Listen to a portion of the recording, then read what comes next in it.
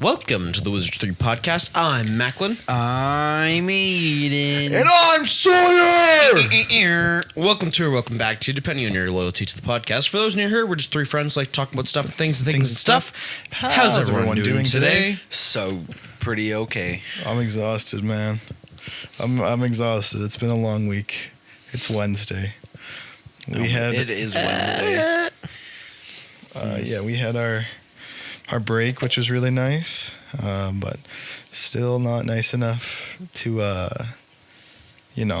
be back to full. So, yeah. Not firing on all cylinders right now. Nope. We're sort of flying by the seat of our pants here, and sort of figuring stuff out as we're going. I bought a bag of gummy bears yesterday, and I realized that it was still in my backpack, so I took it out, and I've just been, snacking on gummy bears, and I put my hand in the bag, and they're all gone. What a tragedy. Yeah. That was really important. I needed it. I'm glad that we got to hear that. You're welcome. Brought our spirits up a lot. Brought mine down quite a bit. Okay. So, I guess we'll get into comic books before we get into actual news. I'm working with a smaller cord today because my other cord's kind of shitty. This one is it's better cord, but it is shorter. So if it disconnects, it's Macklin's fault. Sweet. So, comic book time. There really seems to be one big first issue coming out, which is Secret Six #1, which is from Nicole Maines and Steven Segovia. It looks pretty interesting. It's Superman John Kent with his partner Jay Nakamura. I think I'm saying that right, but if I'm not, I apologize. Dreamer, Deadshot, Catman, and Black Alice. So they're the Secret Six. I think that this has potential. I'm not sure if I'll check it out, but pretty cool. Pretty cool stuff. As for the new issues from returning series, it is the first week of the X-Manhunt crossover between all the X-Men titles. So there's two, Uncanny X-Men and NYX are the first two parts of that crossover, which is about Charles Xavier going on the run and everybody trying to find him. I only bring this up because when the end comes, it'll be there's a crossover thing at the end. Mm-hmm. But there's a new issue of Saga, The Ultimates, Immortal Thor, Storm, JSA, Hyde Street, Nice House by the Sea. Pretty solid, pretty not too exciting, but not bad week. So, yeah, those are comics. Now on to actual news. I got quite a few things, so I don't know how many I'll be able to discuss, but I didn't even see this until right now, and it's kind of exciting. Kind of very exciting. A new Avatar: The Last Airbender sequel series called Avatar: The Seven Havens is in the works at Nickelodeon. It will consist of 26 half-hour episodes over 2 seasons, and it follows earthbending twins after a world-shattering disaster where one discovers she's the new Avatar after Korra. Ooh. I'm very intrigued. I'm very excited. So I think it'll be interesting. At the very least, should be cool. I don't know. HLA is fantastic. So I love the Avatar series. It's so much fun. I really like the world. It's really intriguing. I'm always excited for new stuff. Do you mind if I spoil Korra a little bit? Not at all. Okay, so at the end of that... Spoilers. Spoilers. For a show that came out a decade ago? Yep. Korra, I think it was less than that, no? Around a decade Almost ago. a decade, actually, yeah, because 2017? Yeah. So this is the first Avatar that doesn't have the ancient all the previous knowledge, because Korra severed that, which is sick as hell, by the way. So it's really interesting because they'll probably bring back Korra as like the Force Ghost or whatever. Yep. First season of Korra came out in 2012. Jeez. So yeah, over a decade ago. Wow. That's pretty cool. Anyways, next bit of news is that Captain America is relaunching in July. It's a new ongoing series from writer Chip Zdarsky, artist Valerio Schiti. What? Yep. Google. What was that? You silly little gaffer. It follows the first arc will be a flashback story that details the immediate events following Steve Rogers coming out of ICE. I mean, let me just say, shout out to Chip Zdarsky. He just finished writing on Batman, immediately jumps over to Captain America. Insane. The Definitely designs, totally similar characters. I mean, there's some crossover there, but there's designs for what like the Captain America's will look like, and it looks incredible. Along with what there's like Iron Man design, and it's literally the best Iron Man design that I've seen in a long time. Like, it's gorgeous. I'm definitely going to be checking this series out. Something else that I'll be checking out is a 5-issue limited series launching in May called Ultimate Spider-Man Incursion, from writers Dennis Camp and Cody Ziegler and artist Jonas Scarf.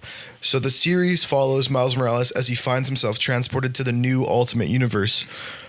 So he's going to cross over with everyone from the Ultimates to Spider-Man to Black Panther to Wolverine and I hope not Wolverine. Well, he's on the cover. It's interesting because Cody Ziegler's the current writer on Miles Morales. I read the first volume of his, and it's not my favorite. I don't like the way that he writes Miles personally. So I wasn't a big fan, but I do really like Dennis Camp's writing in the Ultimates, so I'm hopeful. Yeah. Also, you said Miles Morales. Don't you mean Spider-Man? Well, yeah, but specifically Miles Morales. That specific Spider-Man. Yeah, not just like I should just start saying Spider-Man, but Miles Morales specifically. He's also a Spider-Man, and Peter Parker is also a Spider-Man. So if you say their names, then you know which Spider-Man. Yeah. Because he might write Peter Parker half decent, but if he's writing Miles terribly, then you can't just say he's writing Spider-Man. Well, he's not that he's writing it terribly. It's just not my speed. Yeah. It's just personally not for me. And then another new comic book series that's coming is Batman's relaunching after a sequel to Hush from Jim Lee and a writer who is it Jeff Loeb maybe? I don't really care. Jeff Loeb, baby? Jeff Loeb, maybe. Oh. I don't really care. Matt Fraction, who... That's a kick-ass name. Yeah, his run on Hawkeye is really, really good. Really, really great. It's actually really funny because Matt Fraction's doing the writing, and Jorge Jimenez will return to do the art on the new Batman series, which looks really cool. Jorge Jimenez is outstanding. Just such a great artist. I do kind of wish that it was Superman instead of him being on Batman, but he's been on Batman. He's skipped creative teams, because he was on. So there was Tom King. This is from Rebirth. There's Tom King. Then it went to Joshua Williamson. He was on the book with Joshua Williamson. Okay. And then it went to Joshua Williamson. And then it went to, did I say James? It was James Tynion the Fourth. Okay. Was right after Tom King, and then it went to Joshua Williamson, and it wasn't with but that was only for like 2 arcs worth, so not very long. Okay. And then Jorge Jimenez came back for Chip Zdarsky, Okay. and then he went away for the Hush 2 where Jim Lee's doing the art, and then Okay. he's coming back in September Okay. for the new one with Matt Fraction. I'm very excited. The new design for the bat symbol looks really cool. So I'm excited. Is it another battle axe? No, it's not. That one is only the... Bad design. I love that design. I think it's sick I've- as hell. No, I was It's- saying bad design for the new bat symbol. Oh, yeah. Okay, okay. I okay. love yeah, Absolute you're right, Batman's design. Yeah, you're right. I Okay. haven't even read it, and I like it. So Whoa. It's really good. we've all seen The Monkey, which is directed by Osgood Perkins. Yeah, you were there. So- I wasn't there. oh yeah, you weren't Shit. there. You weren't there for The Monkey, but we saw The Monkey. It was Nathan Steph that went with us. Osgood Perkins, who directed that film, and Long Legs. His next film is called Keeper, and it stars Tatiana Maslany, who is She-Hulk. She also played the mom Mother. in The Monkey. It's apparently a single location horror film with essentially 2 characters. The film follows a woman who has to contend with a sinister force at their remote cabin getaway. Apparently, this comes out in October, but I'm not exactly sure. So, That soon, huh? yeah. Interesting. So then we've got some DC stuff, DC animated news. There's going to be a animated Starfire series, which is outside of DCU canon, which is which serves as an origin story for the character. There's nothing that's really been said about this. There's also a series called My Adventures with Green Lantern, which is set in the same universe as My Adventures with Superman. It follows Jessica Cruz, who has her life upended when a Green Lantern power ring falls from the sky. From the script. Yep. I mean, I'm a big fan of Jessica Cruz as a character because I remember her first introduction in Jeff Johns' Justice League series, which is really interesting, and her character is really interesting, but we'll see about that. And then another series called Superpowers. I don't know if this is the same. I feel like this is probably a different universe, but you never know. The series follows new students: Lightning, Flash, Plastic Man, Aquagirl, Green Lantern, and Terra, learning at a school headed by Principal Martian Manhunter. So Lightning it's probably a... Ka-chow. Yep, that's the Lightning. Elseworld, so we'll see about that. So Marvel, for the first time in 3 years... Marvel special presentations are back. This time, I'm not even acknowledging the ka-chow. I just want to get into the main part of the episode, so I'm trying to speed through the news. John Berthal is going to co-write The Punisher special. Rinaldo Marcus Green, who directed King Richard, is set to direct. It's described as a shotgun blast of story, but also has all the pathos and emotion. That's all. That doesn't mean anything, but I'm excited. I'm very excited. Punisher's great. Yeah. John Berthal is really great as Punisher. I'm really excited for Daredevil Born Again, Let It Be Known. Yeah. Okay, wait, that's next week, right? Yep. Oh my god, yeah. This week. The week of release. Yep. But I agree. I think he's one of those like perfect casting for Yep. a superhero. Like in the comics, he reminds me so much of Frank Castle of the Punisher. It's crazy. They should add a skin of him in Marvel Rivals. Anyway, Okay, I only got 2 pieces of news, so I'm trying to get it done. So Iowa Debris is in talks to star in and write a live-action Barney movie for A24, which will be produced by Daniel Kaluuya. I don't really have anything to say other than that's awesome. Barney. I hope it's not like, well, no, Barney's evil. You're But- my friend. But we'll see. be friends forever. And then Barney? the last thing that I have is that X-Men 97 Season 2 releases next year officially, which is super exciting. We cannot wait. Unofficially this year. Yeah, well, yeah, obviously. Okie dokie. Now that the news is done, we are going. Okay, so when we were recording this, Sunday is the Oscars. When you're listening to this, last Sunday was the Oscars.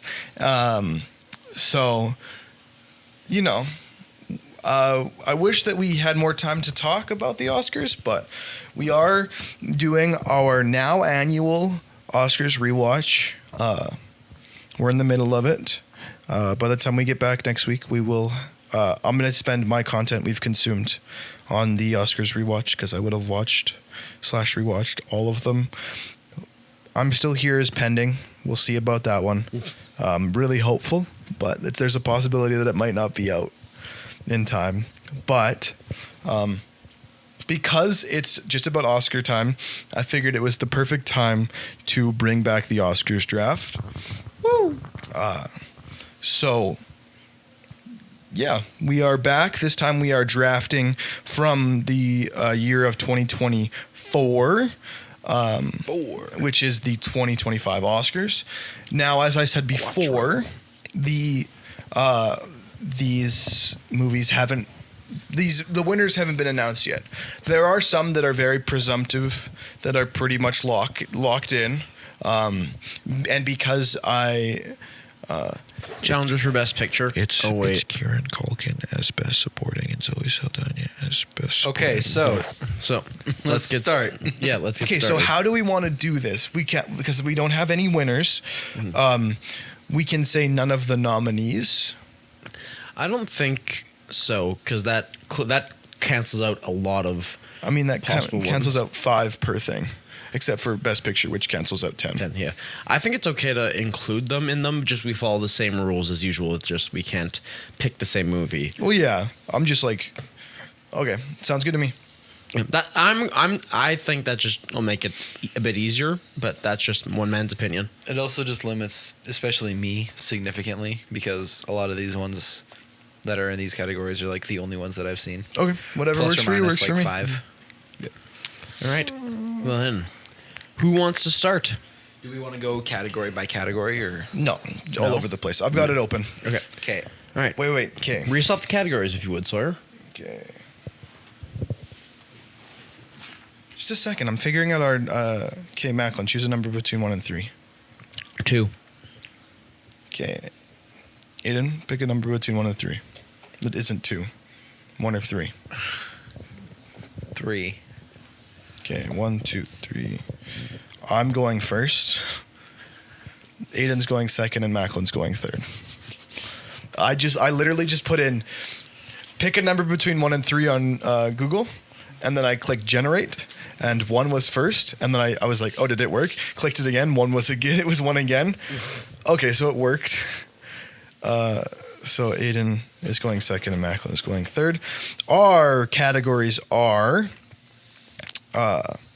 Best Picture, Best Director, Best Actor, Best Actress, Best Supporting Actor, Best Supporting Actress, Best Ensemble, Best Screenplay, Best Animated Feature, Best Stunts, Best Worst Movie, which is certified rotten on Rotten Tomatoes, Best Cinematography, Best Needle Drop. I can give you guys a list if you guys would like for those ones. Best Horror Movie Moment, and the Most Fun Movie. So since Fantastic. I am going first, I'm making the most understandable pick. In number 1, I'm picking Challengers for Best Picture. This is Luca Guadagnino's fucking masterpiece. I've seen this movie quite a few times. It was completely snubbed by the Oscars, which is just fucking astounding. There's so many categories that it could be good for, but I'm not sure. We'll see. Oh yeah, before we get any further, are we doing Best Original Song this year? No, because the only one I can think of is from Amelia Perez, and I don't want to think about that. Okay, sounds good. Aiden, Yep. you're up. Alrighty. Sorry, Steph just texted me. Put some socks on those grippers. Leash the dogs. What the fuck? I'm so sorry. That was completely off topic in every way possible, but I did not expect the text. Okay, so It's off topic, but it's hilarious. Going? Yep. Okay. Ooh. Okay, I'm gonna go for best overall picture. Best Best picture. Best picture. Sonic 3. Yeah, I knew that was coming. Okay. Oh no. Lord forbid. I was gonna pick that. It's best movie I've ever seen in my life. I love that movie. It's perfect. Awesome. I just sent you guys a list of the 2024 cinematic needle drops. So if you guys would like that. Thank you kindly, sir. So yeah. Yep. Oh, there's a few really good ones on there. Okay. Okay. Best Picture Transformers 1. No, nothing more needs to be said. You're up. If If you heard our New Year's special, you'll know my feelings on the movie. Okay, that limits me in animated feature because I don't think I've seen very many animated features. Okay. So you'll have to just pick one that you haven't seen. It won't be just Aiden and I. Well, let's see. What have I watched that's animated? Like, just to get it out of the way. I guess well, sorry, boys. I'm taking The Wild Robot in animated feature to get it out of the way. I have seen it. It's wonderful. Could have picked Wallace and Gromit. It's true. That I'm taking Wallace and Gromit Vengeance Most Foul. Thank you, Aiden. Thank you, actually. I love Wallace and Gromit. I'm way happier with Wallace and Gromit Vengeance Most Foul. It is the most recent Wallace and Gromit film. It is lovely. It is amazing. I don't think it's as strong as some of the other films in this series, but the fact that we're getting new Wallace and Gromit media and content in today's day and age is incredible. Like, yeah, I'm happy. Thank you, Aiden. You're welcome. And now, what are you going to pick, Aiden? I'm going to go best animated feature. I'm going to go with The Wild Robot. The Wild Robot. I love that movie so much. Every time I've watched it, it's almost brought me to tears. Yeah, when we amazing. watched it in theaters, it did bring me to tears. It's so well made. Divine. Yeah, It's the best Disney movie ever, and it wasn't even made by Disney. it was. I can't get over the animation style too. It looks so gorgeous, beautiful. and the voice acting is like really, really good. Because most of the time, you kind of can't even remember that, they're being voice acted. Like, Yeah. if you listen to it, you can be like, "Oh, that's this actor, or that's this actress," but like, they do such a good job of just being the character. And it's just truly fantastic.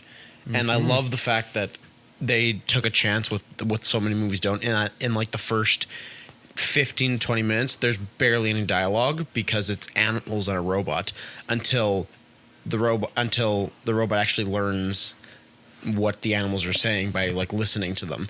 And I just love that kind of silent storytelling. I just like how dark the movie is, and it works with the movie. Yeah. Totally. Huge stuff. Wonderful film. My Mac, what are we turn. feeling? I will also go animated feature because why not? And the only other one that I have seen, unfortunately, is Moana 2, but that's not deserved to be talked about in the same breath. So I will say Flow instead. That's what I was trying to see. I'm very excited to watch Flow at some point. I am also very excited to watch it. It is what you're talking about with the start of. Yeah, the silent. It is entirely voice acted by the animals that are depicted, except for Capybara, which is played by a baby giraffe, I believe, because capybaras aren't talkative, so they needed something that was, and I think it's something like that. Yeah. So, And I'm not like a big silent film person. I haven't ever watched a purely silent film, but I know that there's power in that. And Flow, I think, is an excellent place for me to start to see what it's like, because I've only heard good things about it. all right, my turn. For Best Actor, I am choosing from the film Hitman Glenn Powell, That's which a good one. is just the most charming performance of the year, hands down. It is charming. It is lovely. It is just like a 10 out of 10 performance. Okay, I'm gonna talk to you guys off mic for after, because I'm thinking of another category to because I think it would be a really good one, but we'll figure it out. Sounds good. Exclusive, like literally, because there is it's best sequence. It's best sequence. Okay. Because the sequence in this film where with the iPhone, like where they're fighting, is literally the best scene of the year, hands down. Yeah. Just because it is so like it just brings me so much joy. I'm just such a big fan of it. So there's my it's best fantastic. actor, Glenn Powell, Hitman. Aiden, what are we feeling? Ooh, I forgot that we had this. I'm gonna go most fun movie, Ricky Stenicki. Odd choice, but I like where you're going. It was a lot of fun. I think its Ricky very immature sense of humor definitely landed well with me. I thought it was hilarious. I don't know. Overall, just a good time watching the movie. Awesome. I'll probably watch it again at some point just because it was fun. That's awesome. Hey, Mac, what are you feeling? I am going to go with actress in a leading role, and I'm going to take Anya Taylor-Joy in Furiosa. I don't know if you'll be able to hear, but I was literally mouthing along as you're like, that's just a perfect. It's between that or Mickey Madison in Anora, but while both are sensational films and both give amazing performances, I prefer Anya Taylor-Joy a little bit more. But both of them are truly like both are Oscar-worthy nominated performance, and they're truly breathtaking. And every single time I watch them, I'm always sucked in to them specifically. They're such powerful characters, and they're played extremely well. So yeah. Okay, so for okay, I'm just gonna go and take. I guess I'll go. Okay, I had something, and I'm like, do I? No. Do I? No, I can hold off on that one. I think. This is riveting conversation. Thank you. I'm trying my best. He's like allocating his resources. He's like playing Civ right now. He's that's literally what I'm doing. I'm going to take in. I'm going to go to most fun movie, The Fall Guy. That's a good one. Such a fun time. I just love Ryan Gosling. David Leitch is in total control here. I'm a huge fan. Just great stuff. Mm-hmm. Yeah, it was great stuff. Just lovable stuff. Okay, so I don't know if this is going to go in Best Actor or Best Supporting Actor, just because I don't really know completely in which role this person plays.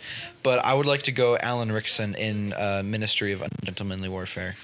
I'm gonna put him in supporting because I believe that's a I wasn't great sure choice. just because like they're all kind of main characters, but he's not like the focus or like the main lead. So that's kind of why I did that. So sweet. I think he did really, really great in that movie. His accent was amazing. It's like he's such like a huge guy, and like just because of his sheer size, he has like this intimidating aura. But like just with the way that he plays the character, almost kind of tones it down in a really interesting way. It's big guy, little glasses, recipe for joy. It was awesome. Every single scene that he's in is purely delightful. Yeah, even when they're agree. like, crazy, like killing people. As much as I'm mixed on the film, he was really, really great. Yeah. He's a lovable guy. Yeah, I honestly I haven't seen him in much, but I have yet to see him in something that I don't like his role. especially Reacher. I heard he's fantastic in If that was possible, season 3 is coming out right now, and god damn, is it good? I'm up next, and I'm going to go with actress in a supporting role, and my pick is Alicia Weir as Abigail in the movie Abigail. A truly fantastic performance. She is spectacular as the vampire child Abigail. And The titular Abigail. And she is just hamming it up in this role so much. You can tell she's having a blast doing it. Everyone in this movie looks like they're having fun. And I love that. So yeah, that's my one. My other choice for this one would have been Kevin Durant as supporting actor. He was my favorite. The best part of that movie. What a for great sure. guy. Very similar feeling to Alan Rickson. Yeah. They both have like the big buff guy that's kind of a sweetie vibe. Yeah. Yep. I related to him quite heavily at times, which was known during the movie because you guys he would do stuff and you guys would all look at me. I didn't watch that one. Yeah, with you. not Aiden. It Sorry, was Nace and I. Yeah. Abigail. Okie dokie for Mamma mia. my Jesus. Okay, I've gotta get. I'm like fucking doing this again. God damn it. Stop dressing up as Mario in my class. Mamma mia. Okay. Okie dokie. For my. Mario. Oh yeah. By the way, Shut up, for the Anklin. listener, everybody listening at home, we are adding best sequence. When somebody chooses one for it, we will explain what it is. Okay, so If you're still deciding, I could explain it real quick. no, it's okay. Okay. If I need you to vamp, I'll let you vamp. For my next pick, I'm going to go best. You know what? Best director. I'm taking Dune 2. Denis Villeneuve. Very good choice. I don't know. This film is just outstanding. It's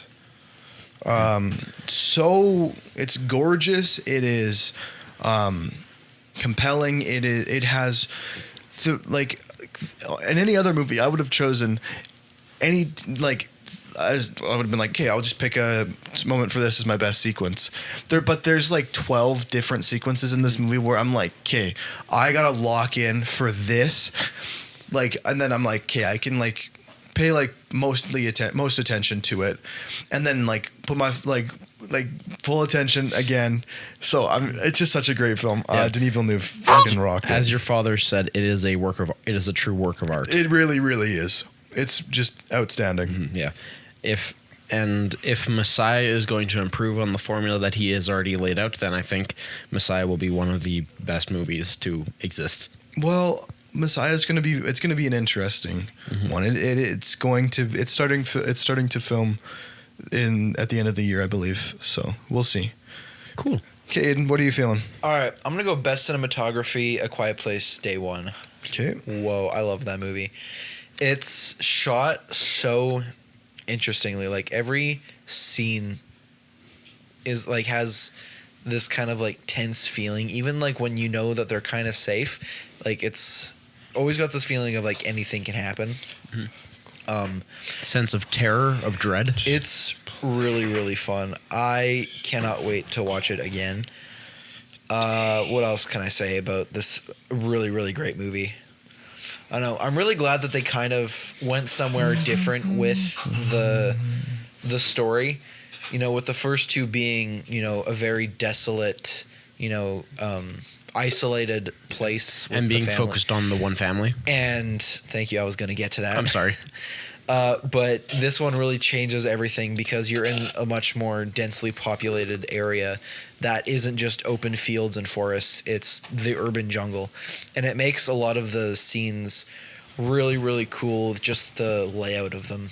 So I hope that they make another one because I'm really excited to see how they flesh out this universe a little bit more in whatever way they decide to do that. Awesome. Fantabulous. Back. I'm going to go with Best Director. And for that one, I'm debating between two, but in my heart, I know I have to pick this one. I am going to go with Robert Eggers' Nosferatu. Fuck. Robert Sawyer, but Eggers. this movie is incredible. It's fucking gorgeous.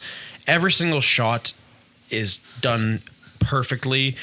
Every single time I felt myself breathing along like with the characters, just because I could see everything so clearly, and his vision was so clearly realized in that film that I'm in love with it, and I love his directing style. I really want to watch more of what he's done, and I can't wait to watch more. But yeah, Robert Eggers for Nosferatu, and I'm sorry, Sawyer. Well, fuck off. You know what? I'm going to.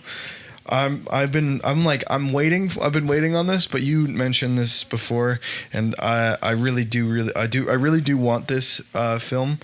So I'm gonna take for Best Actress Mikey Madison in Anora, which I think is probably the most nuanced and interesting performance of the year. Mikey Madison playing a sex worker who is thrown into this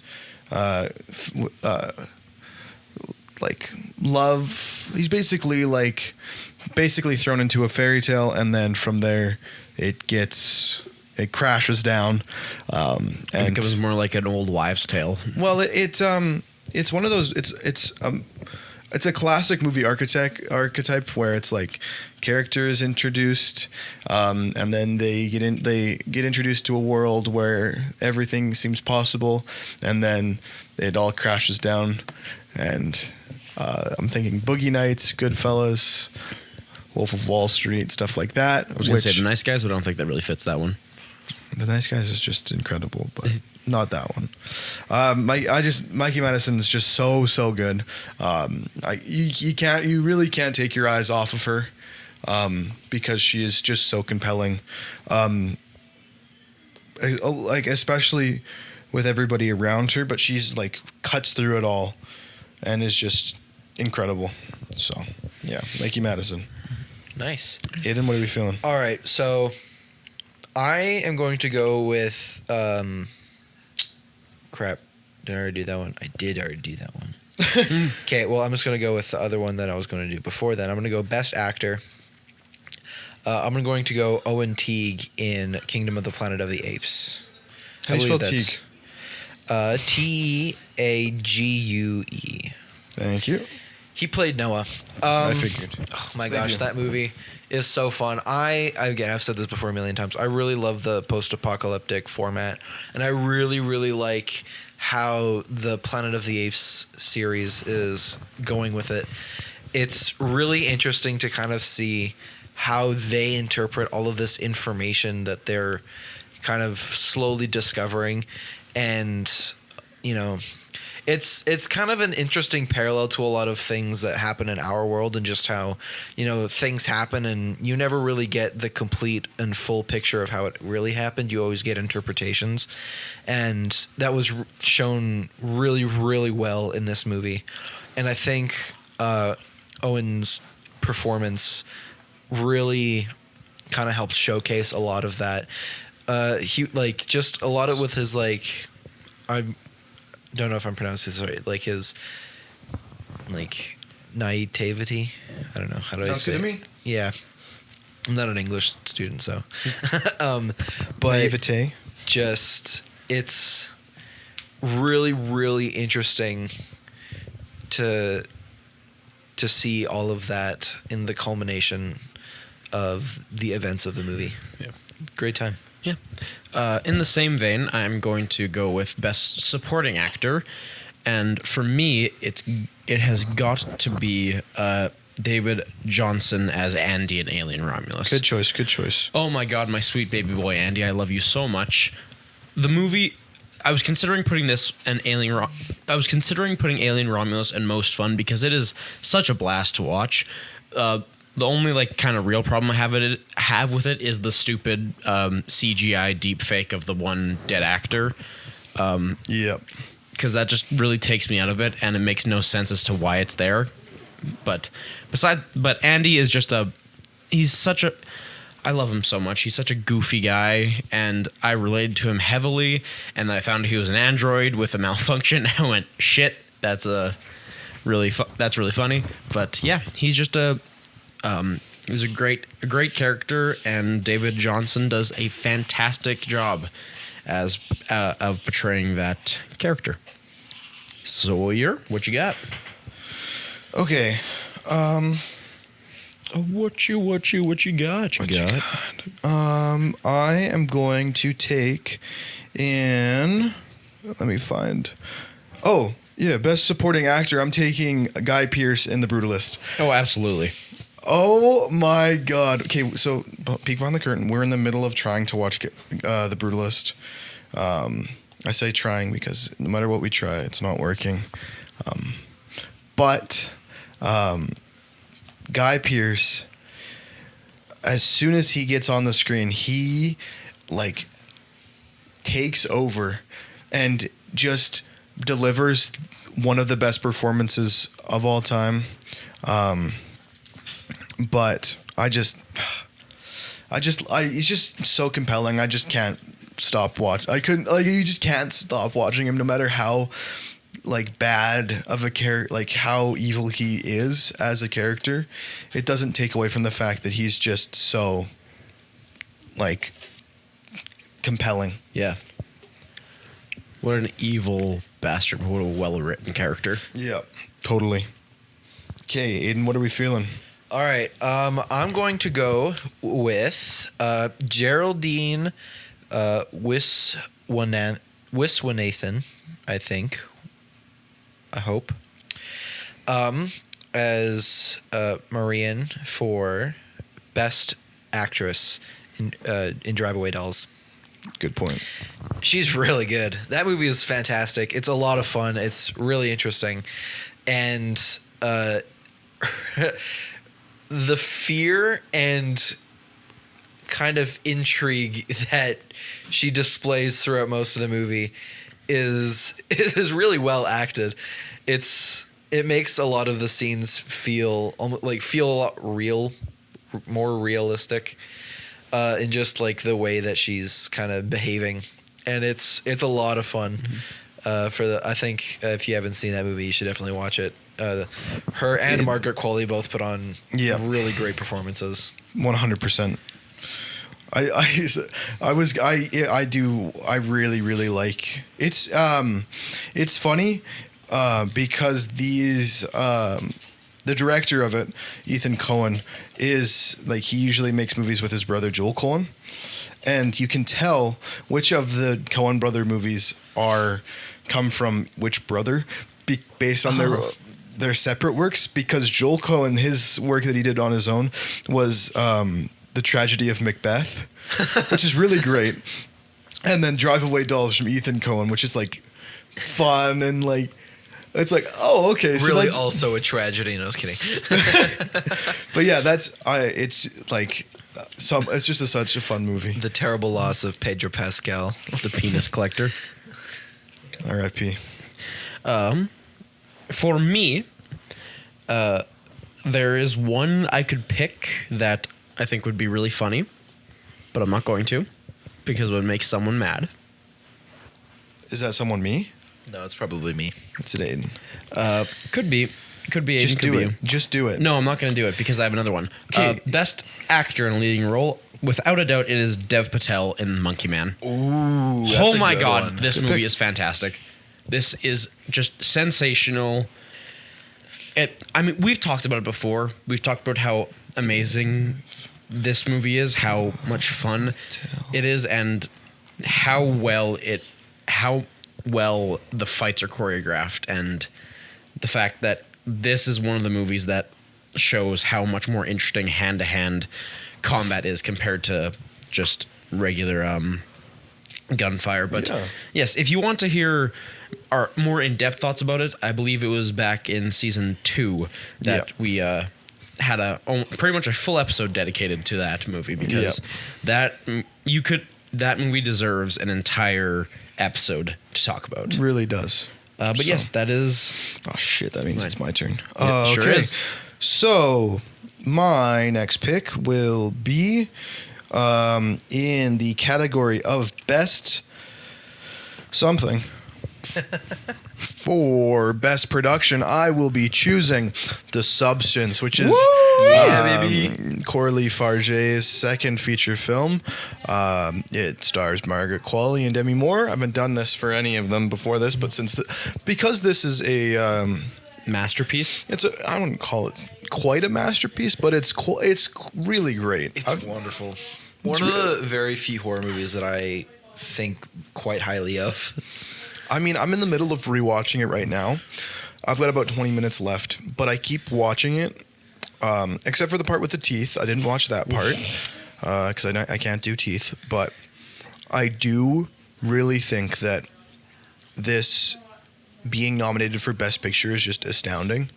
Like, I don't know how, but I'm very happy that it is. I'm very happy that a horror movie got nominated. That's a huge win.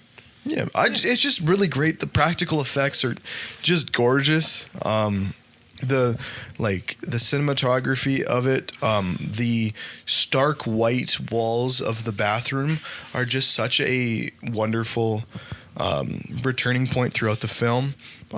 So yeah, best production for sure. Yeah. All right. I'm going to go with best needle drop. It has to be Like a Prayer in Deadpool Wolverine. Oh, that's a good one. It's man, I've known the song, but I haven't really known it. And then when it was in the movie, I thought it was so perfect, and I really got into listening to the song again. And it's, oh my god, every time I see the scene, it's utterly beautiful. I'm just taken away. Yeah. I love it. Not even bye. That's great. That's very entertaining, but I don't know. I don't think anything can beat that scene. I mean, especially the final team up moment during that scene. Alrighty, Macklin, what are you feeling? I'm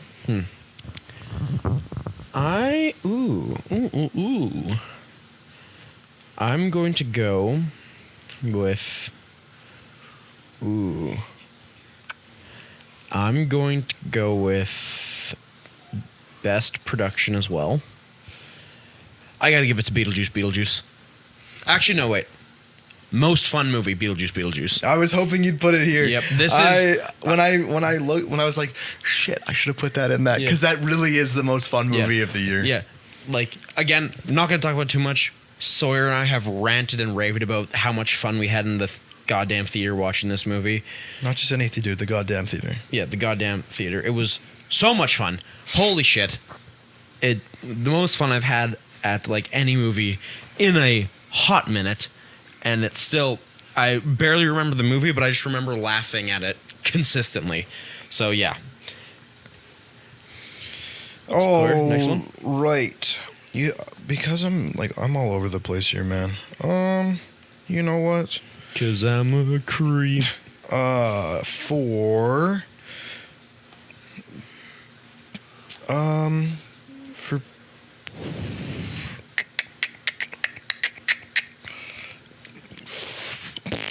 I'm sorry, guys. I'm all over the place here. It's all good. There's so many. I watched so many movies this year. I mean, every year. It's just, I'm like, which ones do I choose? For, where do I put this? For best screenplay, I'm going to put I Saw the TV Glow, Very good choice. which is Jane Showbrun's newest film. And it is just so good.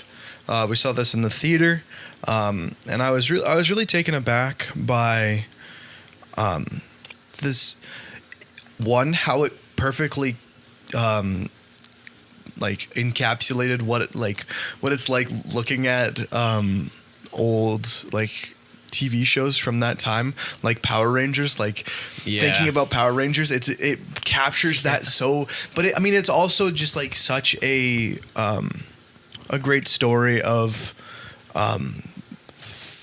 finding yourself and like why it's important to be true to yourself, because if you aren't, then life isn't worth living.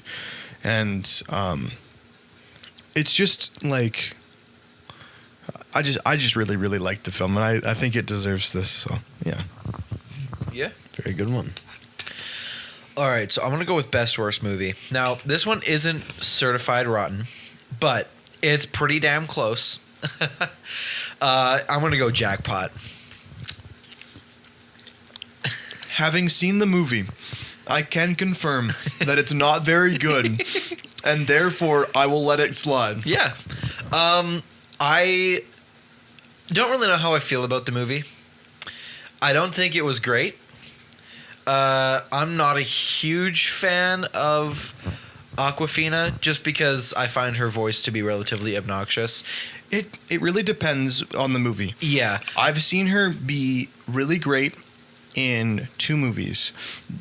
Raya and the Last Dragon, I thought she was quite charming. That is true. The titular Last Dragon, and The Farewell, which is And I have not seen that yet. so good. So good. So good. But- Anyways, but the rest, she's very... I still do think that she does have a relatively decent acting ability.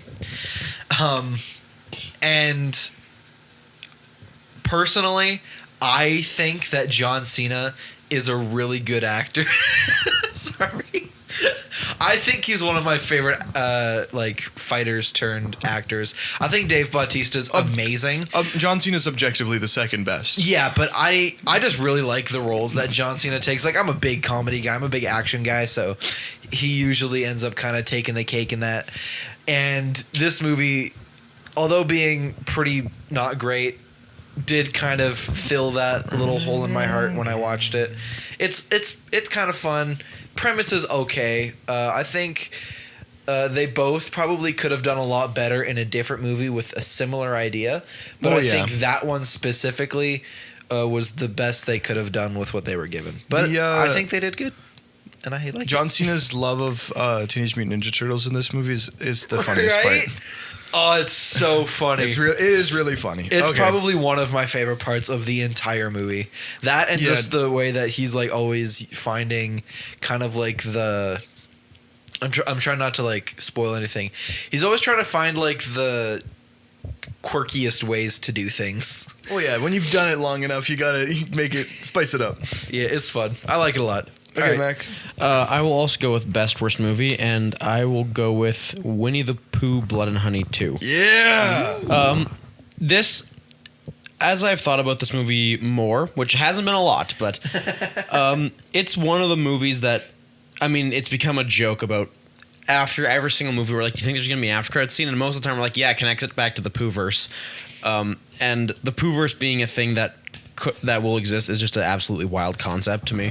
It does exist. Sorry. The credits in this film are filled with, it's like, hey, there's Pinocchio and there's Bambi, and there's Peter Pan and there it's like, Yeah. holy fuck, dude. But the first one is more fun in a sense because it does not take itself seriously at all, and it knows it's crazy. This one, it is definitely an improvement over the other one. It's much more. It's less. It's more of a B movie slasher instead of just a bad movie.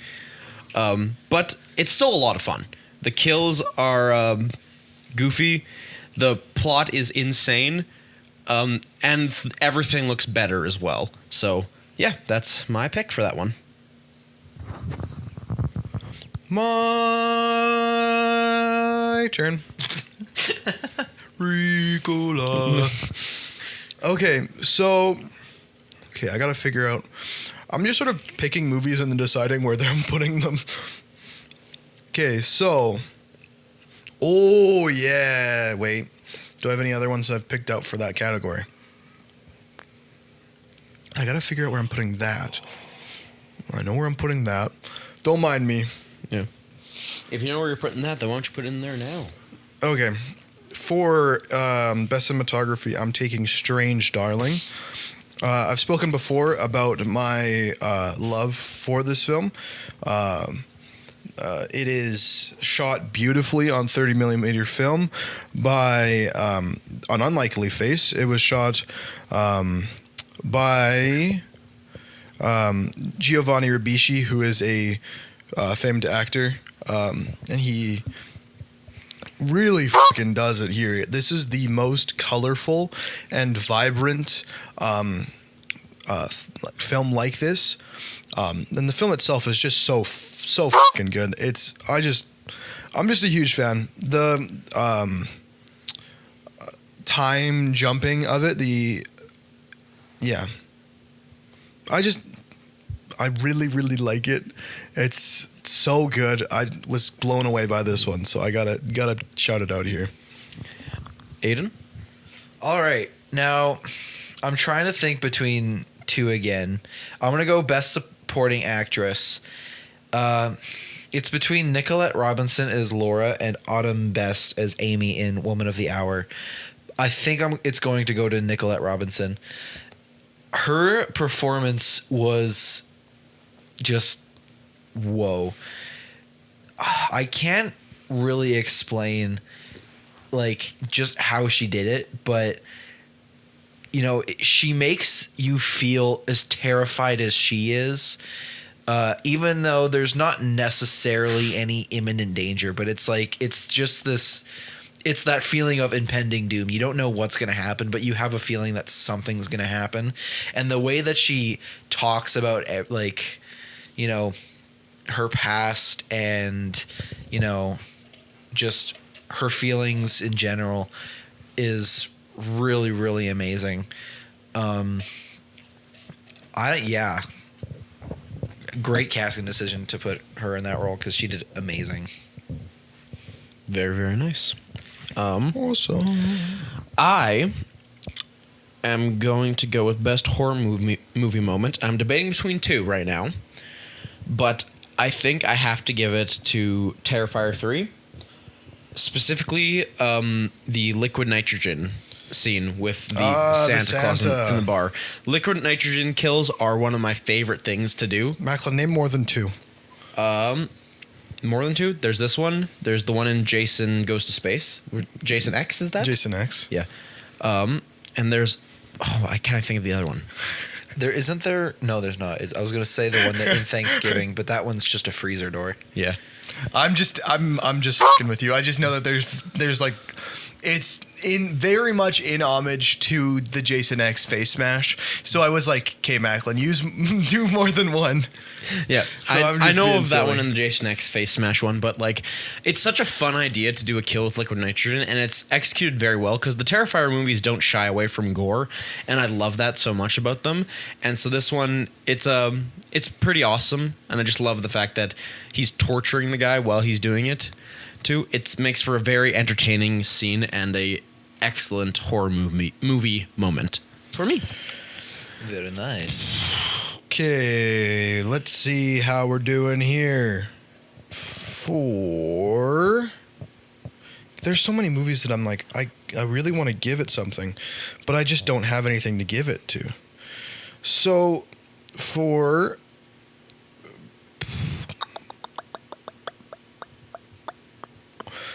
Yeah, you know what? For best stunts, shit.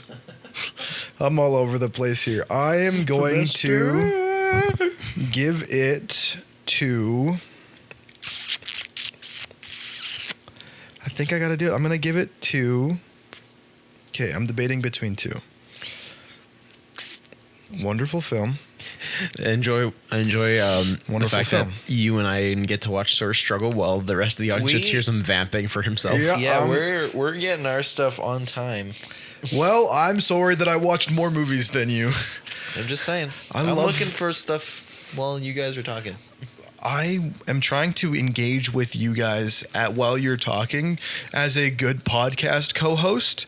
So my bad. I'm taking Rebel Ridge. There we go.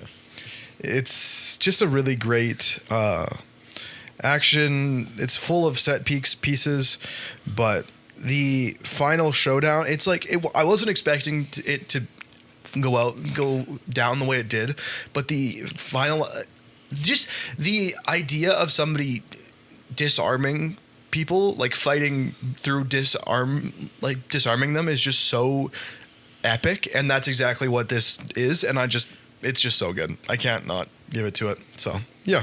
Fair. All right. I'm going to go best director. Yeah. Going with again. Hope I don't butcher this name. Jaume Colette Serra in Carry On, or Yum Colette. for Carry On. Wow, what a great job he did. It's crazy. I just feel like every scene is just, kind of put together perfectly. Like it doesn't really feel like there's anything that, is dry or not meant to be there, or like just space filler.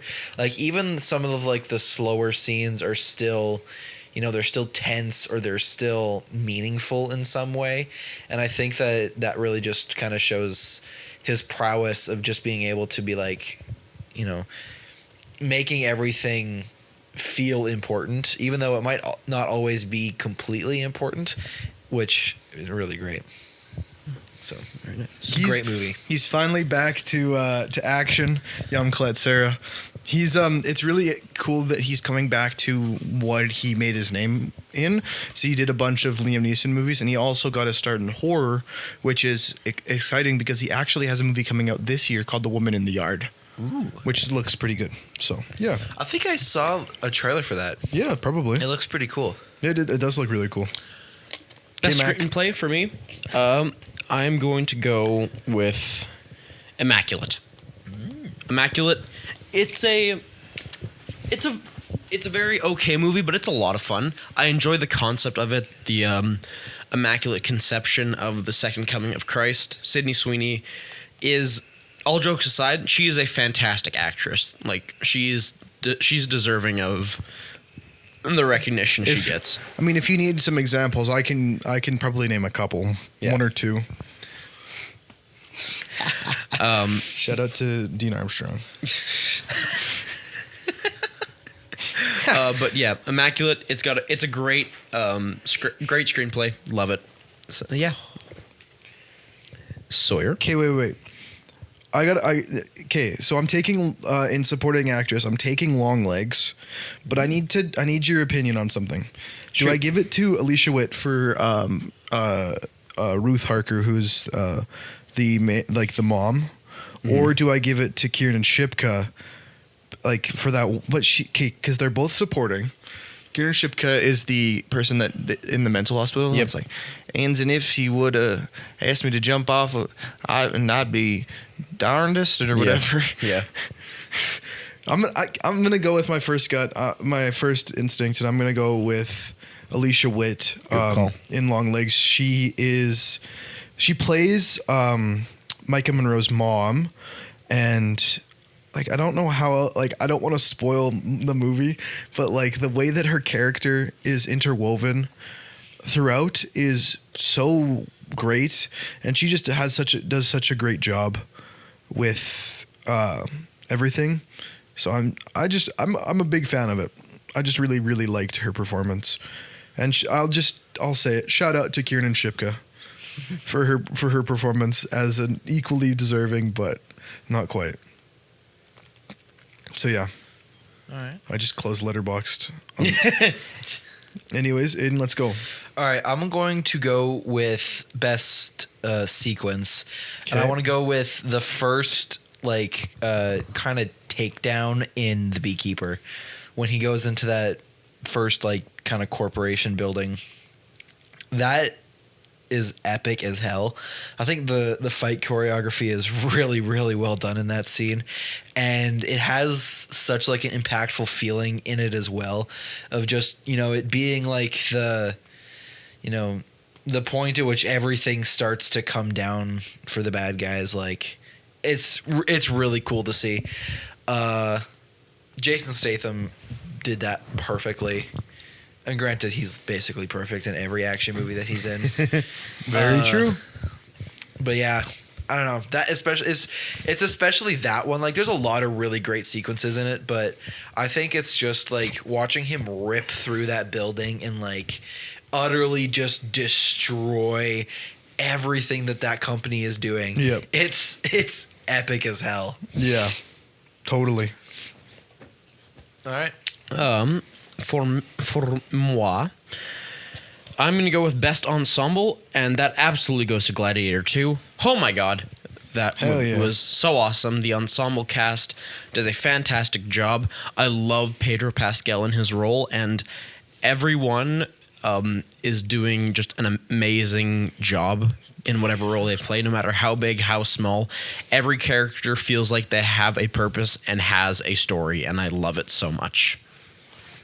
But so really great stuff. Mm-hmm. Fantastic stuff. Ridley Scott, thank you for making the second one. Okay, so where are we at? This sucks, dude. I'm just gonna go to best worst movie. You guys haven't seen this, so it's not really doing anything for me. For best worst movie, I will be taking M. Night Shyamalan's Trap. This is a misunderstood film. It's really, really fun. Josh Hartnett is so good. If you go in knowing it's gonna be like fun, then you have a good time. Like that's what happened for me. So I'm just happy I'm just really happy that I have it. So yeah. Nice. Aiden? All right. I'm going to go with best horror movie moment. I want to go with the driving scene in Smile 2. Ooh. As a person that hasn't seen the first one, I don't really know if it's kind of done like that in it, but I really, really loved the way that they showed kind of the possession. It was just so cool. Especially, this is kind of spoilers, but like especially that moment when the perspective shifts. I don't know, I can't remember exactly how it's done, but I feel like it's kind of like almost like a spin kind of pan where it goes from her sitting in the passenger seat to her driving the car. Yeah. Oh, that like chills. Yeah. Because like I think it's at that point.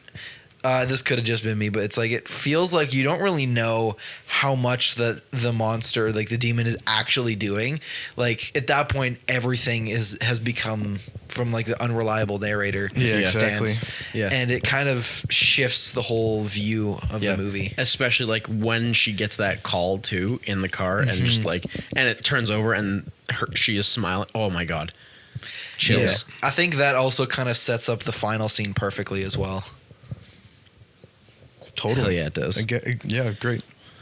Okay, Mac, what's your next pick? I'm going to do best needle drop, and I would say "Creep" from Heretic because I just kind of like that song, but I haven't seen that. It's so good in the movie. It's like the needle drop is such a great. I'm not. All right. Well, if you're gonna pick it, I'm not gonna pick it. I'm not gonna pick it. Okay. Well, it's between that or pump it up from the substance. What I would say if it wasn't already taken, or "The Moon is Blue" from Love Lies Bleeding because Love Lies Bleeding is fantastic. But if you say that "Creep" in No, Heretic, don't go off of. Do something that like don't. I'll go with "The Moon is Blue" from Love Lies Bleeding. Sounds good. Love Lies Bleeding is a fantastic film. If you haven't seen it, I highly recommend it. It's just so much fun, and it's weird, and I love it. It's the good kind of weird. A great neo noir film. Speaking of movies that are a little left of center, you know how I'm saying. I will be taking in best needle drop, Rock DJ from Better Man. I think it's something that could go in best needle drop and also best sequence, but I got to put it in here because God fucking damn it, is this good, dude? This is Robbie Williams' music biopic, where he's played by a monkey, of course. It is just so, like, incredible. I don't know, man. It's just the whole sequence is online. Like if you do nothing else from this episode, go and watch that sequence. Like, I'm talking to you too as well. Find the Rock DJ sequence. I'm pretty sure it's on YouTube, and watch it and just take a second to be in awe of how fucking incredible it is. So yeah, that's what I got. I've known that was going to be my pick for this for the entire time. So yeah, Nice. Aiden, what are we feeling? All right. So I'm just kind of going through what I have left to pick. And I got best stunts up here. So I think I'm going to have to go Roadhouse. I don't know. I think that's a really great fighting action movie. I haven't seen the first one, or the original, I guess. But It's got some good stunts in it, like when they drive the boat through the roadhouse. I do like that. And the last fight is fun. It's overall, I think it's just a great, it's just a really fun time. And I think that Jake Gyllenhaal kind of gave us all in that. But yeah, that's all I got to say about that. Nice. Best cinematography, Civil War, without a doubt. We've talked about it and multiple times on this because it is a fantastic movie, but whenever I think about it or someone brings it up, my mind is always brought back to the sniper scene where for a solid minute there's no sound because they're just focusing on where the sniper is and trying to shoot them. And I remember the theater being completely silent. No one was even reaching for popcorn or their drinks. And I remember holding my breath so tightly up until when they finally fired the gun. Oh my God, what an amazing what an amazing scene. And everything is shot so well. This is a movie that does scale very well. But it doesn't need to, but it does. Because it shows you the scale of like everything that's going on, what America is like in this Civil War. And it's just fantastic. Extremely well shot. Bravo to Alex Garland. My turn. Your turn. Okay, so for best horror movie moment, I will be taking from the film In a Violent Nature, a scene that I like to call "Don't Do Yoga in the Woods." This is a scene in this film, which is a very slow-paced film. It is basically the whole time is just this, like, you just follow along with this like Jason Voorhees-esque lumbering figure as he stalks through the woods, and it's really restrained for the majority of it. This comes about 40-ish minutes into the film, and it's like this true practical effect, like just extravaganza. It is so incredible. I'm not going to spoil anything other than the fact that I wouldn't do yoga in the woods alone. But here we go. Great stuff here. Yeah. In a Violent Nature is really, really fun. All righty then. I'm going to go with best production. This is one I think came out pretty close to the beginning of 2024, I believe. Damsel. I actually quite liked that movie. I thought it was really interesting. I really liked the dragon's design. I thought it was really cool, and I think that I got this.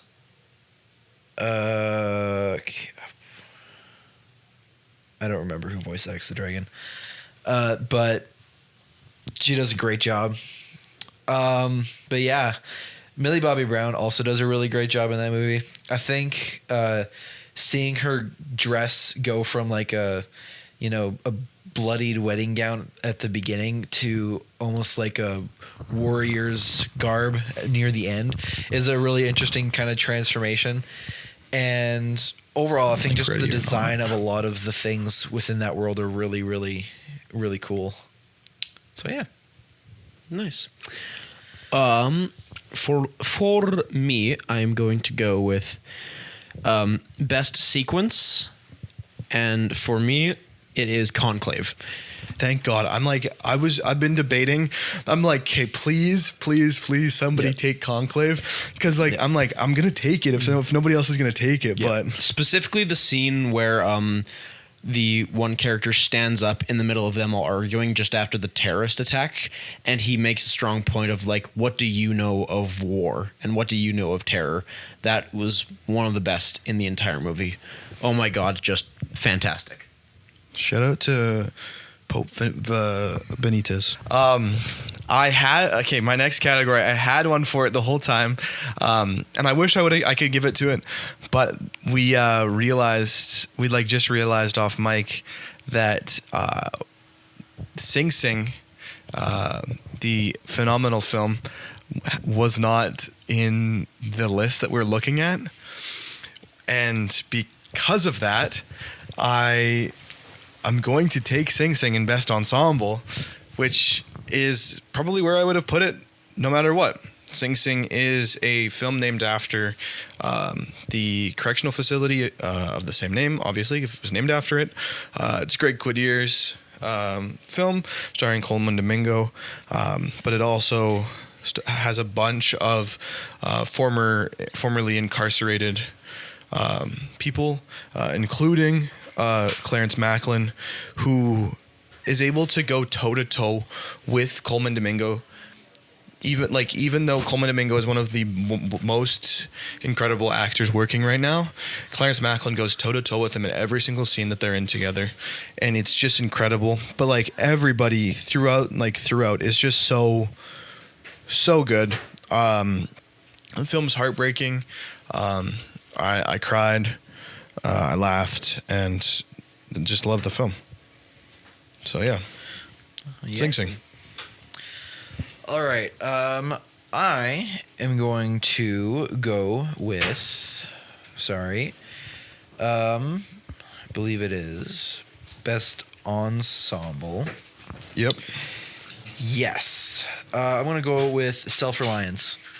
Good stuff. I thought it was a pretty alright movie. I enjoyed it, but I do think it's the actors like working together that really make it as good as it is. I don't know, like there's really something about Anna Kendrick and Jake Johnson that really tie the movie together, and especially reveals later on in the film kind of make a lot of interactions feel. I'm really trying not to spoil it because I do think people should watch it, or at least if they want to, then I'm not giving anything away. But it just makes it feel very interesting, and it makes you kind of question a lot of things. So I don't know, that, and also Andy Samberg is a delight. Oh yeah, his character is really funny. Himself. The joke is that he plays himself. He plays himself. All right, that's it for that one. Awesome. Best production, Saturday Night Live. Nope. Sorry, just Saturday Night. There you go.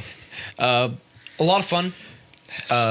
It's clear that they put a lot into actually making this movie happen, and it's so much fun watching everyone in the movie, and the sets are amazing. Everything, it looks like a film set. It looks like, I'd hope so. well, like if you if you told me that was an actual film set and not like fake, I would believe you 100%. It was fantastic. It's funny just Yeah, because shut the either, fuck up, both because of you, I either get way, it. technically it's a film set no matter what. Yeah. Like it's Okay. Here's my dilemma. I'm in a bit of a dilemma. I don't know if you know this about me. But I've got... What else makes you unique and special? Yeah. So I've got my last category, which is best sequence. And I really want to choose something from Luca Guadagnino's Queer, but the problem is that the majority of the movie works because of how it ties together. So there's not really one sequence. It's not really like an action-packed. So I guess I'll just have to say that, and I'm going to choose from The First Omen. I'm going to choose the climactic birthing sequence of the film. The film itself shouldn't work because it's it's a prequel to a movie from 50 years ago, and it. It's Arkasha Stevenson's first feature film, but holy fucking shit, this movie works. It works so well. It's just such a scary and interesting exploration of motherhood and fear. It's so good, and this sequence is just fucked up in all of the ways it could possibly be. You know what? Shout out to all the women out there that give birth. Shout out. I couldn't be me physically, but you don't get enough credit for it. So Yeah, I'm willing to real. make a stand here. Aiden? That's great. All right. My final category here. I gotta go. It's best screenplay. I'm going to go with. This is kind of tricky. You all right there, bro? You can. I'm good. My one nostril's just been really dry all day. Oh, you sneezing? Yeah. Oh, You can thought you were sneeze gonna out loud. roll. It's good. It's not into the mic. That's really funny. Give yourself Sorry. an aneurysm, Mac. This is kind of tricky, honestly. I'm really kind of scrolling through some of the depths. Do you have them sorted by I movies got it. you've watched? Mean Girls. I do. Okay. Mean Girls for what? Best screenplay. Oh. It's a hell of a fun time. I don't have any special connection to the first movie, that came out when? Early 2000s? The same year I was born, 2004. So I didn't really have any necessarily makes you biases interesting going and into this one, and I ended up liking this one a lot more. I just think it was a lot of fun. I think the music, the musical aspect, was just really, really entertaining, and there was a lot of other things that made it really interesting as well. But The actual musical I've heard is quite good, like the Broadway one. Okay, wait. Did you say that you like this more than the original Mean Girls? yes, I don't know. I've never really Just straight up wrong. well. I'm Technically, trying. it's not because it's a personal opinion. I'm trying to do better with letting you have your opinions, but the fucking. I love you, man. But the first Mean Girls is a fucking masterpiece. No, it's really good, but I just really like the musical aspect Okay. of this one. It's really you know fun. what? I love that for you. I like musicals. Keep man. doing you. Keep doing you. That's one thing that if I've taken anything from 2024, it's that I actually really like musicals. And yet you refuse to watch Amelia Perez. I wonder why. Macklin, best stunts, Amelia Perez.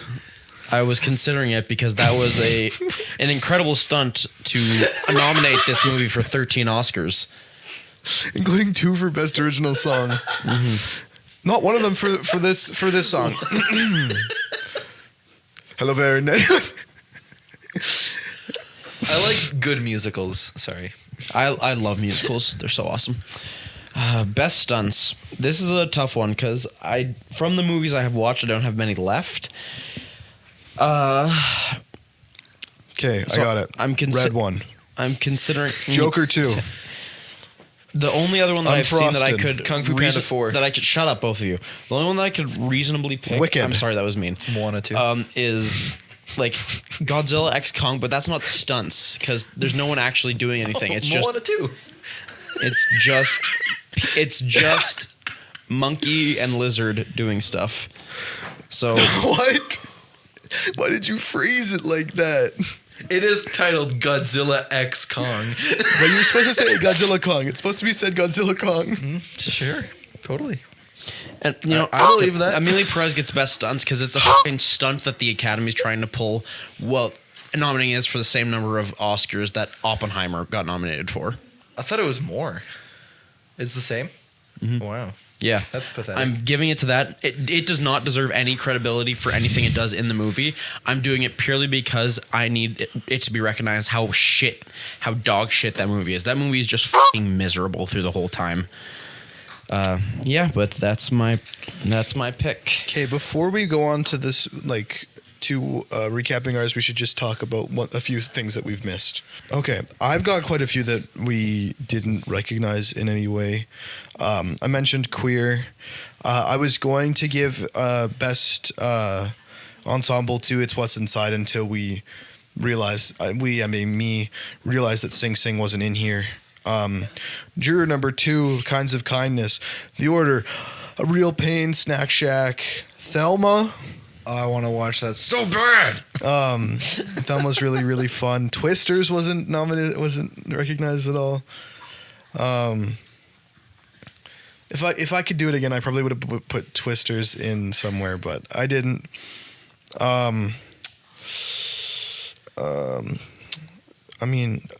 Megalopolis is swung for the fences.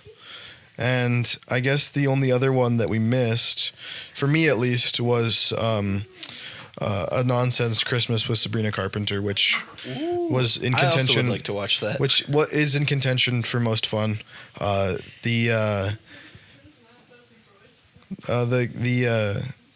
Last Christmas with Chappell Roan is really, really great. Let It Be Known. And it's really fun.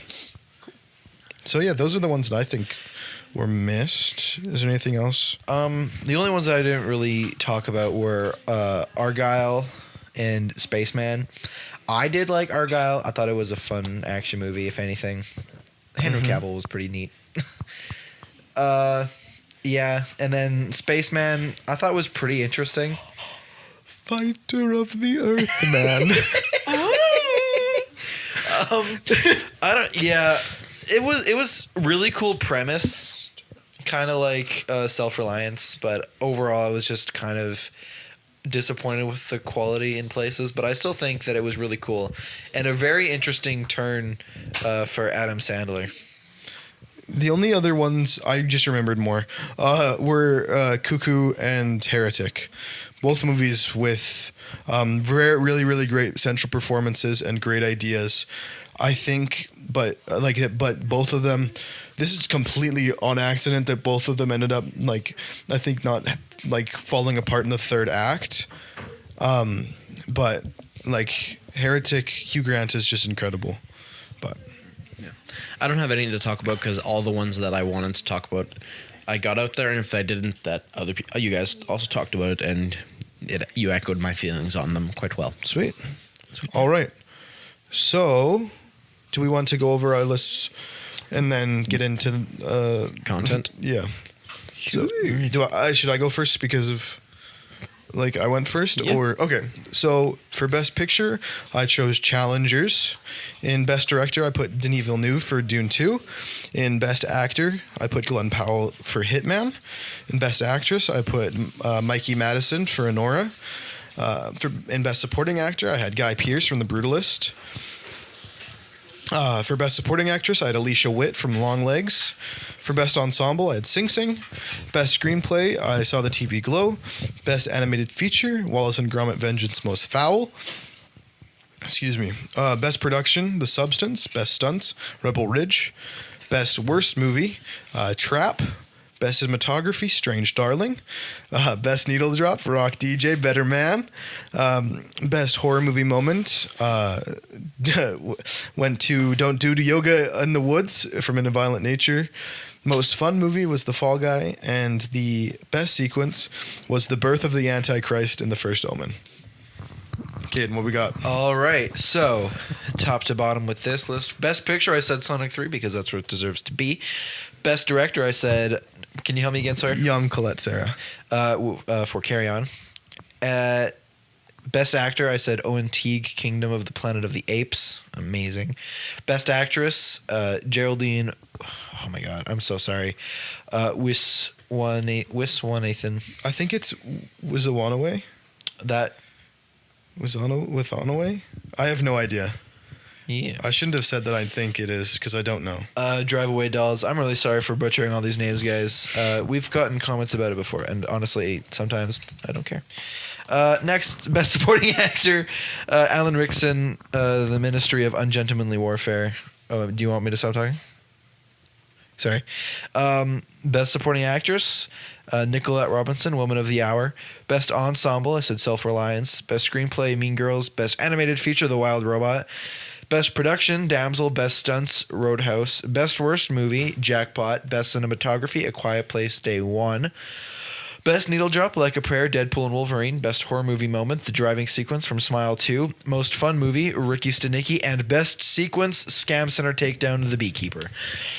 Best Picture for me was Transformers 1. Best Director, Robert Eggers in for Nosferatu. Best Actor was Dev Patel in Monkey Man. Best Actress was Anya Taylor-Joy in Furiosa. Best Supporting Actor was David Johnson as Andy from Alien Romulus. Best Supporting Actress was Alison Vieira from Abigail.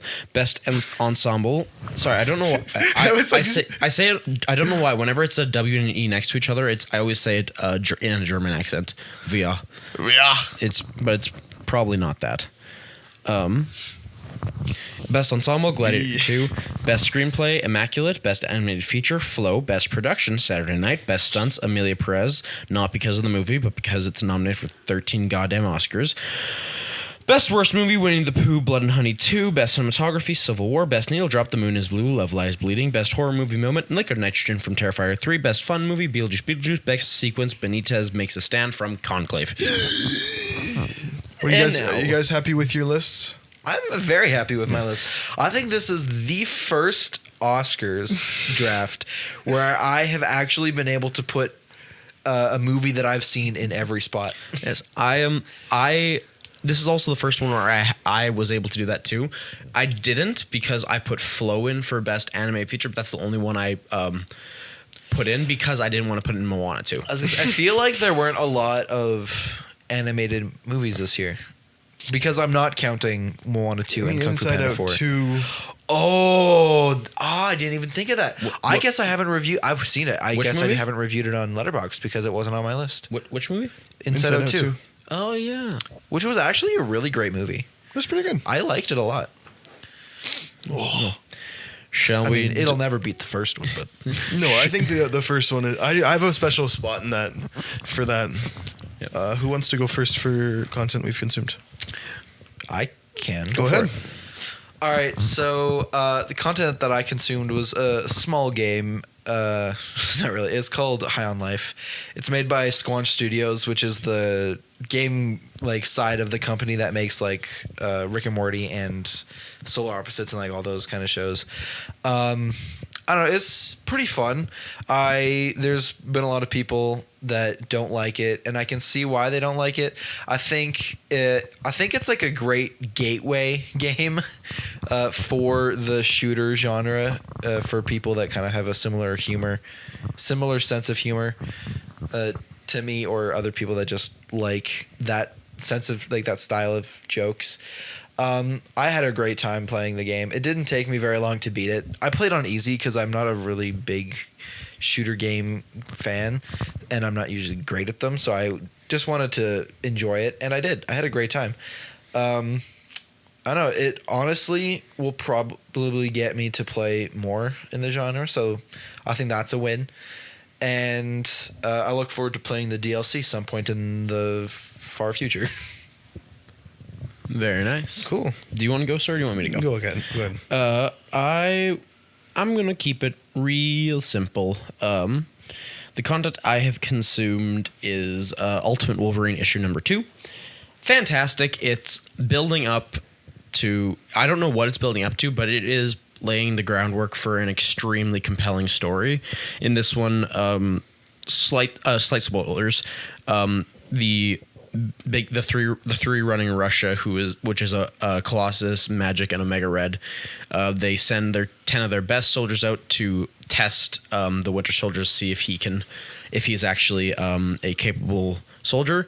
He obviously wins, and the whole time it's just going further into the backstory of what happened and how he got there, and it's absolutely terrifying, and the darker tone fits it so well. And if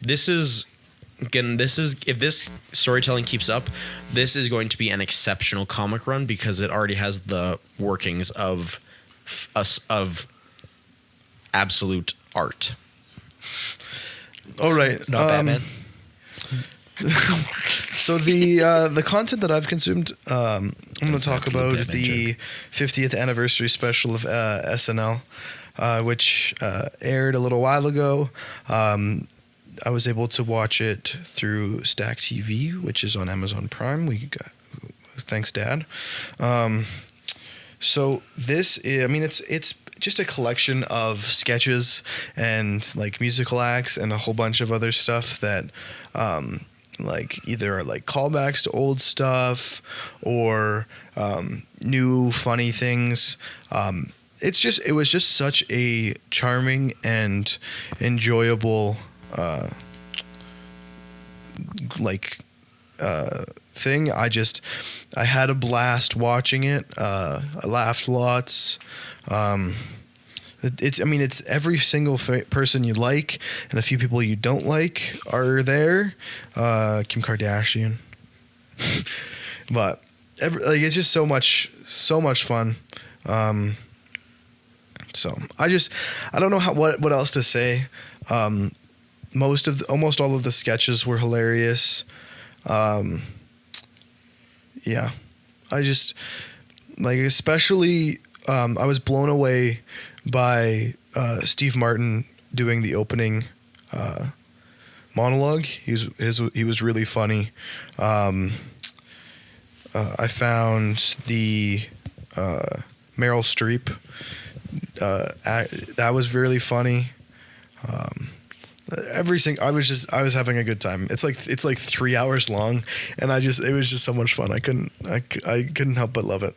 So Awesome. Well, with that, I'm gonna go take a nap because we have been doing this for almost 100 minutes. Yeah, we've been doing this for the same amount of time that if we had filmed this would be a feature film. You're welcome. Yep. You are very welcome. On behalf of us at the Wizards 3, I hope you enjoyed the Oscars. Hope you enjoyed them. Enjoyed the Oscars. We will watch them live, and next episode, whether these two like it or not, you will hear our reactions because I will have something to say no matter what. Let it be known that challengers deserved better. On that note, I'm Macklin. I'm eating. And I'm Sawyer! We are the Wizards 3. Thank you very much for listening, and we'll see you all next time. Sawyer needs his own soundtrack. That would be cool as hell. Thank you so much for listening to that episode. Now, if you care to stick around, here's a quick plug. Help me, please. I'm a damsel in distress. No worries, sir. We are here to help you. Yes, we I are! am Podcast Man, and this is my kind of... I am the sidekick of... I am the Wizard 3! Oh, we are going to help you. Thank you. Also, I'm not a sir. Oh. I'm just kidding. Oh. Be not afraid, young person. Thank you. We are going to save you with our incredible podcast power. Why do you keep pausing after every single word? Because it's for dramatic effect. Okay. Catchphrase. Can you get me out of this really deep hole? Okay, podcast man, I need you to jump down there. Use your See you later. Use your supersonic speed. Use your supersonics. Use your supersonics. Oh, I'm back. Whoa. okay. How deep is it? Very deep. It's about 200 feet deep. There seems to be no podcast at the bottom. There's no podcast at the bottom. No, it's just me. How dare you not have a podcast? I'm sorry. I broke my leg and fell in. I left all my podcasts out there. Do you have your phone with you? No, I left my podcasts out there. I'm going to throw your phone down. 1 second, please. Please don't. There.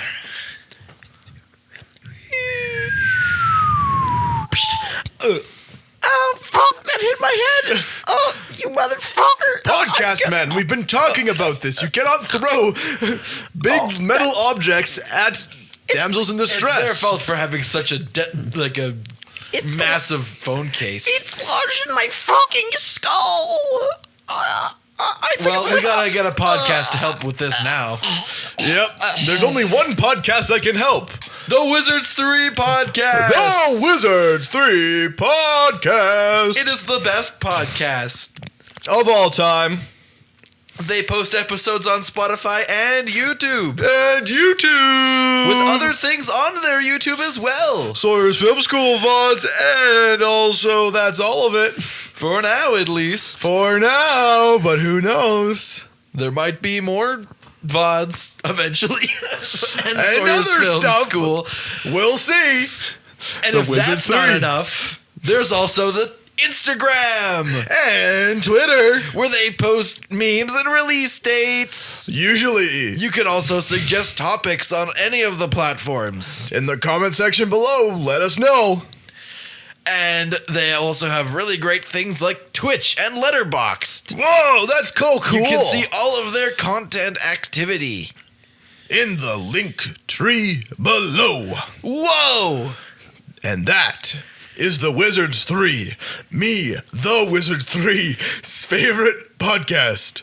And me, the sidekick, the podcast man.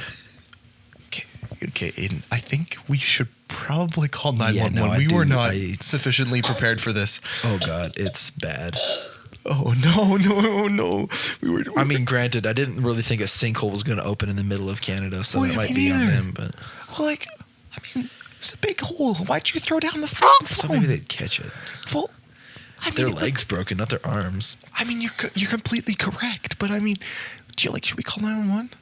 Yeah, but Okay, should let's run first, just in Good idea. case. Good idea. Okay.